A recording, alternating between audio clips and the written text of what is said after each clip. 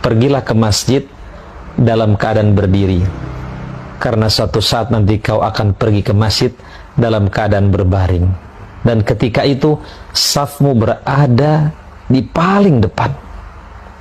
Ke masjid itu sampai tua, bukan nunggu tua baru ke masjid. Ke masjid itu sampai mati, bukan nunggu mati baru ke masjid. Kalau masjid ada di hati, walaupun jaraknya jauh, tetap kita akan hampiri. Tapi kalau masjid jauh dari hati, walaupun kita bertetangga dengan masjid, berat kaki ini untuk ke masjid.